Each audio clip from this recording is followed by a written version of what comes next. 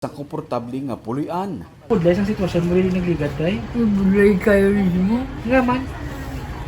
Kasi wala nubra din. Wala ano? Wala ubra. Labra. Wala ubra.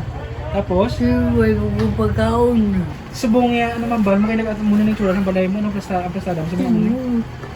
Muna ikaw wala ko. Basta okay na. Makatulog ka tarong. Ano nga? Sa una, hindi na sementado yung muti nga sa loob. Hindi ba? Balas lang.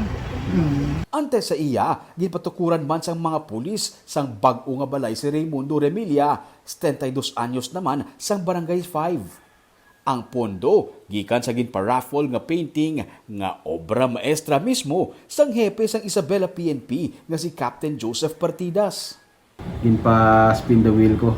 So community involvement, each participant tatag sila 100 pesos and more or less 40 sila ang then ang kwarta nga nakuha namon mga more or less 4,000 mo itong bakal namon sang materials kagindugangan namon ng mga pulis pagit additional ginhatag dito. Sa idalom sang programa nga Kapwa Ako, Sagot Ko sa Negros Occidental Police Provincial Office, nagapili sila sa mga benepisyaryo nga mabuligan, patukuran o kung kay usang balay. Sanday Tatay Eddie kag Raimundo ang duha sa mga una nga nakaambit sa sininga programa.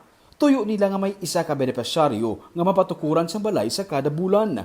Gani, mas madamo pagid nga Tatay Ed kag Raimundo ang may mapasilungan sa tiun man sa bagyo o kung tagi-ti man sang init.